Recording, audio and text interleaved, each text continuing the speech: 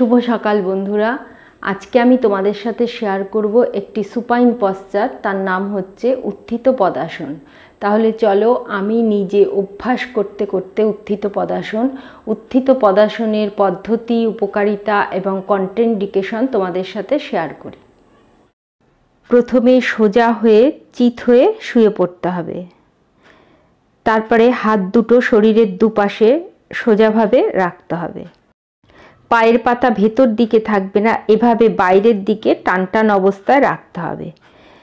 এইবার ধীরে ধীরে শ্বাস নিতে নিতে পা 1 ফুটের মতন তুলে রাখতে হবে।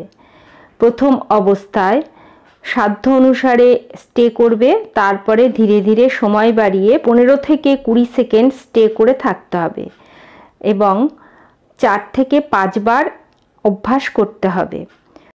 শ্বাস ছাড়তে ছাড়তে পা নাবাতে হবে।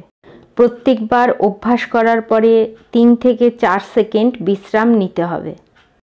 এবার তোমাদের মনে অনেকেরই প্রশ্ন জাগতে পারে যে পা 1 ফুট উঠেছে কিভাবে বুঝবো? এভাবে পা তোলার পরে তোমরা পায়ের আঙ্গুলের দিকে তাকাবে। যদি দেখো তোমাদের পায়ের আঙ্গুল দেখা যাচ্ছে না, তখন বুঝবে তোমাদের পা 1 ফুট পর্যন্ত উঠেছে।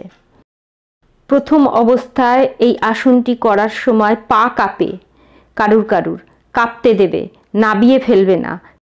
কিন্তু যদি কারুর ক্র্যাম্পসের প্রবলেম হয় তাহলে সাথে সাথে পা নাবিয়ে দেবে। এই আসনের উপকারিতা হচ্ছে পেটের পেশিকে মজবুত করতে সাহায্য করে, পেটের অতিরিক্ত চর্বিকে দ্রুত কমাতে সাহায্য করে।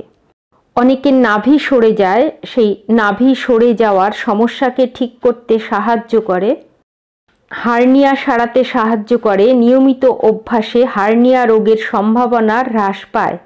নিম্ন রক্তচাপের রোগীদের পক্ষে এই আসনটি বিশেষ উপকারী।